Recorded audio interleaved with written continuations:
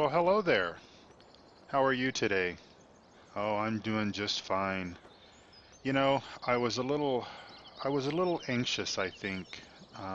When we left Paradise Hills, I used to enjoy climbing up on the higher elevations there and peering out over the land, out over my farm, out over the neighbor's farm, just looking out, taking in everything that there was to take in, smelling the fresh scent of the pine trees and the fresh, crisp air. And I was a little anxious that we wouldn't have that in our new home here in Goldcrest Valley. Well, we've sold our home in Paradise Hills, all the farmland, all the equipment, and we've moved here to Goldcrest Valley. My wife, myself, our children.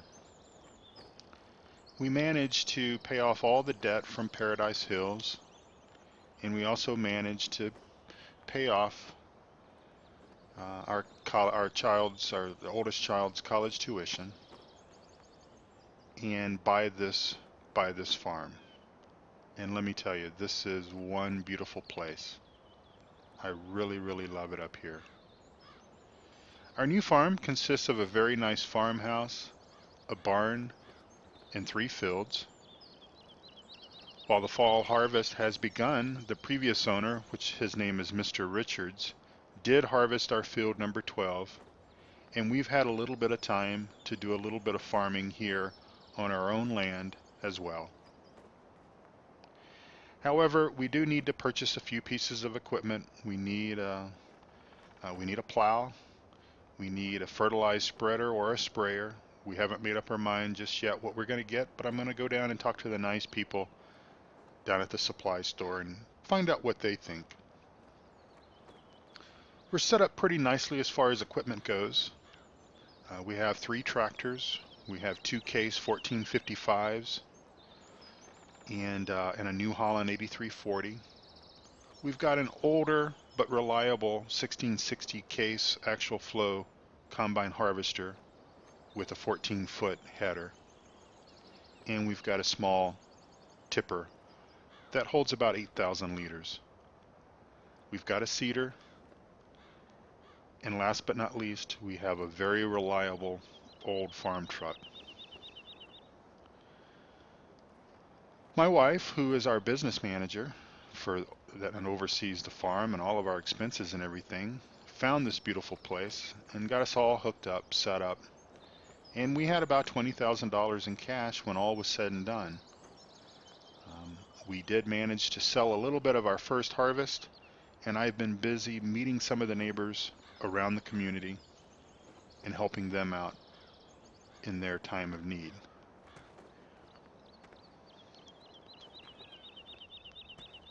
Now, Mr. Richards, when we bought the farm from him, he told us a couple of things.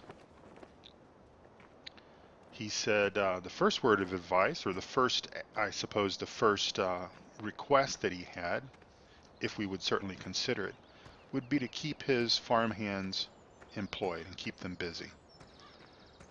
Farm hands are Billy Bob, Jim Bob, and Stan. Quite original names, but they're quite original characters. We're going to do that. We're going to honor Mr. Richards' request to keep these guys employed as best as we possibly can. I suppose I could have taken the path of least dangerous, but hey, going down's always easier than coming up. Oh, look at what we found. We found a gold nugget. Now, this is something else that Mr. Richards told us about. He said, and I quote, "There's gold in them thar hills." So let's pick this gold nugget up, and that gives us a total of 9 that we have found. I mean, we have just been lucky. You know, I told you right before we left Paradise Hills that my wife gave me a metal detector. And she says, you know, honey, she calls me that often. She says, you're going to be busy, but we're going to have a much smaller operation than what we had there in Paradise Hills. And between running the farm and doing favors for neighbors and such, you may have some time to go out and do a little prospecting, a little gold digging. And so that's what we've done. That's what we've been doing. So we've been here for a few hours, or well, actually a couple of days, I suppose, but we've actually been working a few hours. Here's our nice farmhouse. It's beautiful. The wife is happy. And you know what they say? If the wife's happy, everybody's happy. Or happy wife, happy life. So here on the farm, as we said, we did harvest this field, got this done. You know, I'm sort of in two minds as to whether or not to rent a forage harvester to pick up this little bit of straw. Sort of weighing whether or not it would be worth it. We don't really need it right now. We don't have any animals. I can show you the animal complexes at a later time, but we don't have any animals right now other than some chickens. Got those wonderful egg-laying chickens. And of course they will come in very handy, both to sell eggs as also to supply eggs for our family. And that's important. But I'm sort of weighing whether or not we want to just go ahead and plow this under. And that is once I get back from the store with the new plow. And or maybe renting the forage wagon, the small one, and just see if we can at least make a small profit. But I don't know, it's risky. It's a bit risky. So I need to think on that for a little bit. One of the things that we had Stan do yesterday was Stan seeded this field. No, I'm sorry, Stan cultivated this field. All of our fields need to be plowed, by the way, but we went ahead and cultivated this. We know that our yield will be a little bit less, but you know, that was what the agenda was, so that's what we did. We cultivated this field, and it's ready for planting. And then Billy Bob down here, he seeded this field and got it ready to go. So just take out these question marks here. So we'll go over, and I don't know what Billy Bob was thinking, but he left the tractor out here. But yeah, our commitment to Mr. Richards is to basically keep these guys employed. A little bit about Goldcrest Valley for you if you're interested in knowing.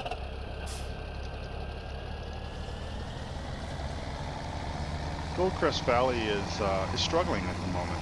It really is.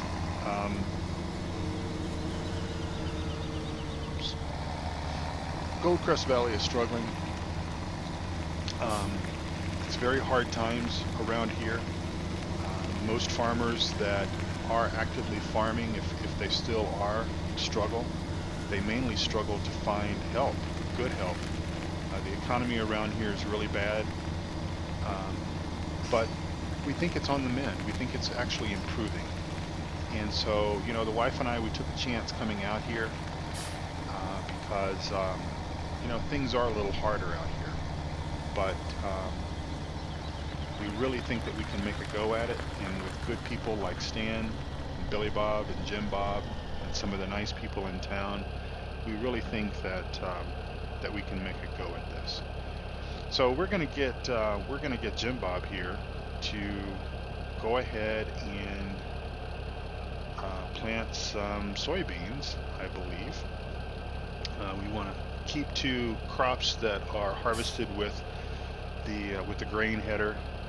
We don't have a corn harvesting header right now for our combine, and quite honestly, that is something that we really can't afford right now. A couple of things about our finances. As I said, we managed to have about $20,000 after all was said and done. And of course, my wife and our goal was to make sure that we were able to pay for college tuition for our oldest, but we've got younger kids coming up that's also going to need a good solid education. But we had $20,000, and so we haven't spent anything yet on the farm. We haven't purchased any new equipment. I went out yesterday and took on some jobs, and we sold a little bit of our wheat crop grain that we managed to harvest. but we're going to take things very slow. We do have a small line of credit at the bank. If we find ourselves in a bit of a pinch, we've got that option to go with, but we're going to really try to keep borrowing money to a minimum, because right now everything that we have is everything that we own, and we own everything outright. So yeah, so that's a good thing. So we're gonna get Billy Bob here working on this. So he's gonna plant some soybeans for us,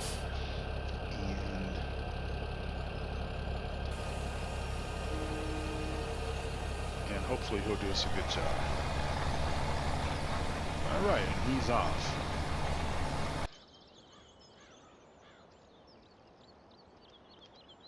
I'm sorry to toggle through all this stuff.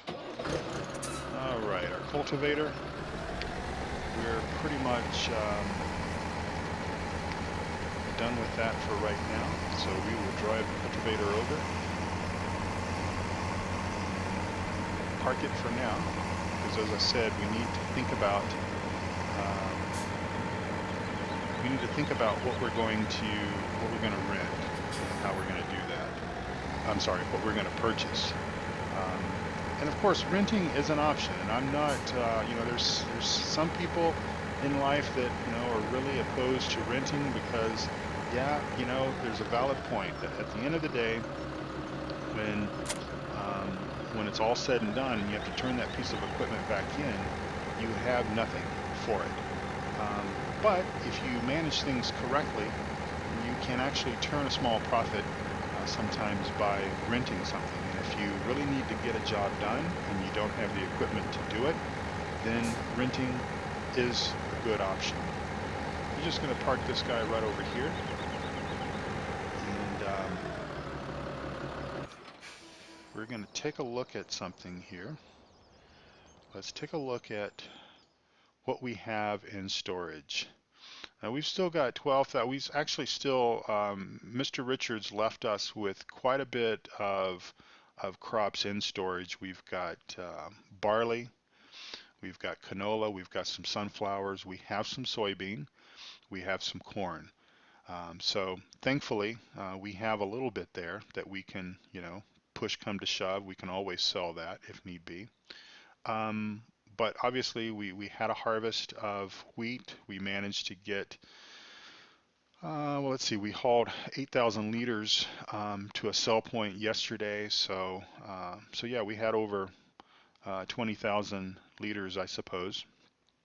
But we sold that up to, where'd we take that? We took that up to Mr. Gomez, up to Gomez Ridge Acres, and sold that to him at 587 a liter. So good stuff. We may, look at selling some of these other crops. Sunflowers, we can get a pretty good price for sunflowers right now at Maplefield Mill, and use the train to deliver that.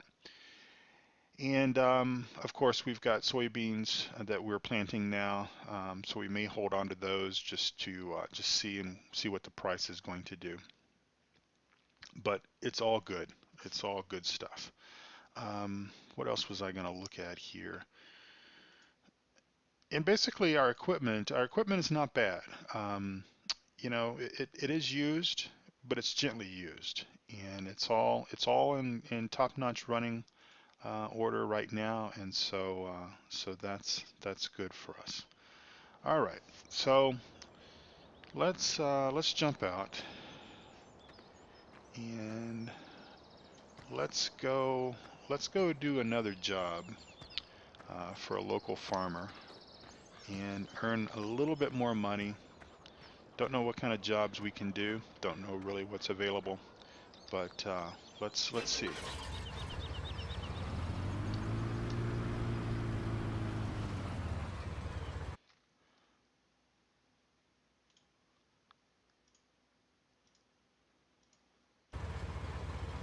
All right, that's better.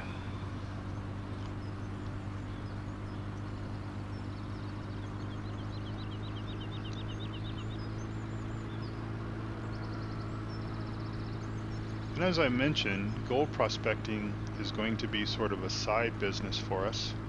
Um, if we find 100 pieces of gold, well, that's equal to $1 million. And that, my friends, is going to come in, that's going to come in handy big time for us. That sure is. Let's go over here and see what is available in field 26.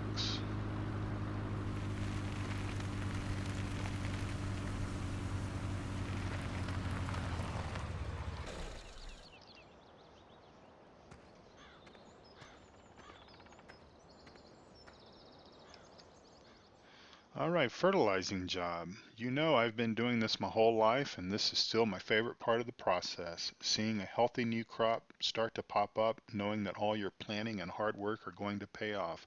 There's something beautiful in all that. So what do you say we keep that field going strong with some fresh fertilizer, eh? I'll gladly pay you $6,518.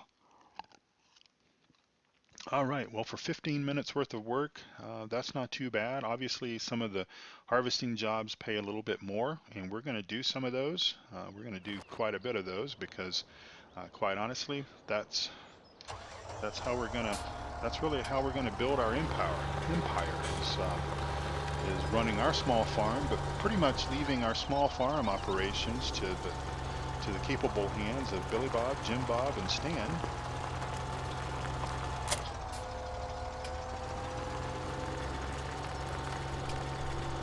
Now I did install the mod for crop destruction, and unfortunately they parked this equipment so close to the field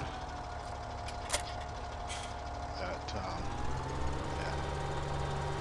crops start getting a little bit destroyed even before.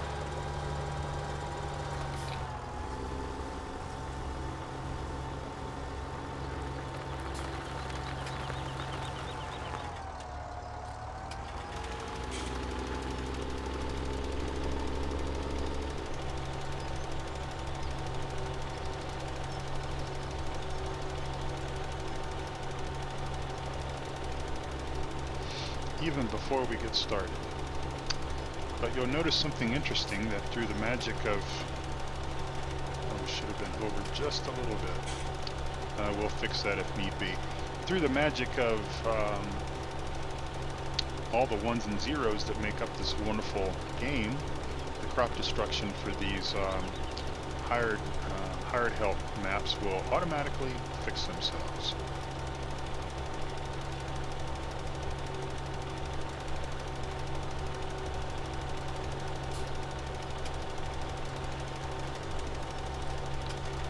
And you know, it's a great way to test out equipment too, because you know, doing work for these other farmers where they provide you the equipment kind of gives you an idea as to what works and what doesn't work, and helps you plan your purchases just a little bit better at the store.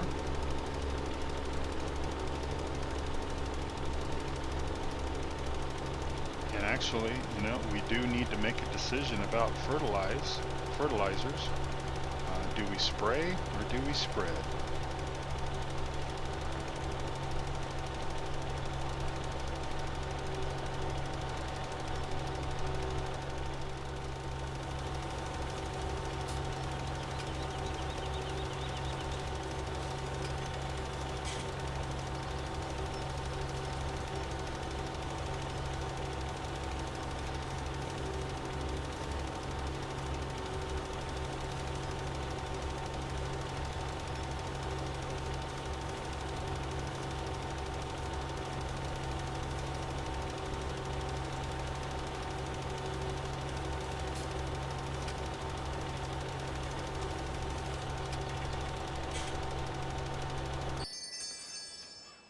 All right, that's great work. So a little over $10,000. We'll take it. Thank you so much. Yeah, Mr. Richards was right. These people around here really appreciate hard work and they pay well. Let's see what else we have going on.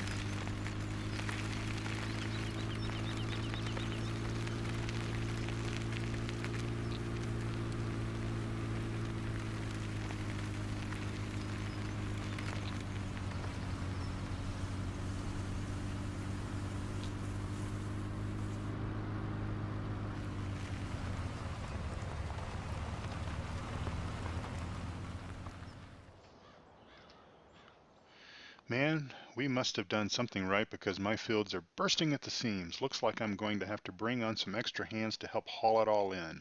Good thing I picked up that extra harvester last season. If you want in on the action, there's $13,522 in it for you. 30 minutes worth of work. All right, thank you, Mr. Harris. We will take this job.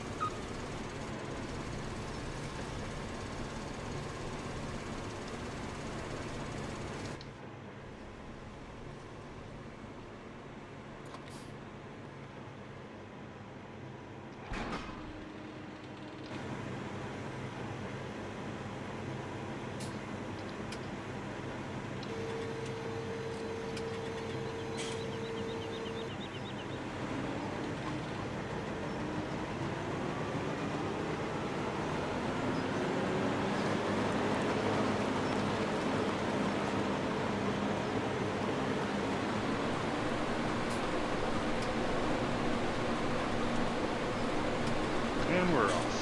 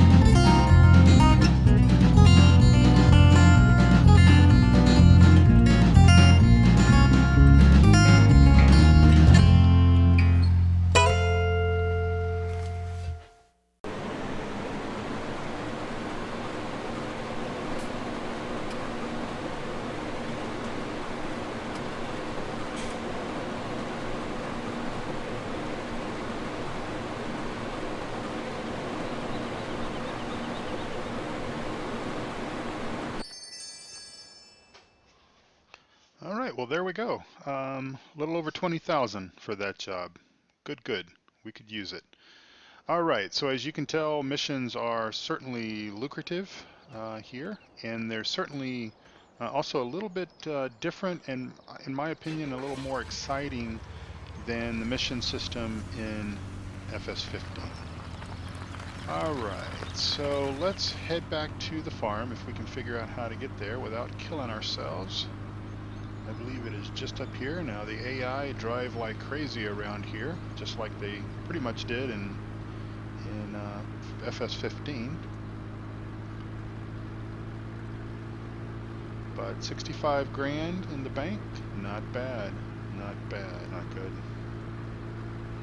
All right, let's pull back in at home, and we will check on the missus and see how I think it was Billy Bob. See how he's getting on with his chores. I bet he's done. He is a fast worker. Let's go check on him, and then we will end this episode and come back again soon. I thank you for watching. Again, this is Grizzly Bear Sims on Goldcrest Valley, episode number 1. Thanks for watching, and see you back soon. Bye-bye.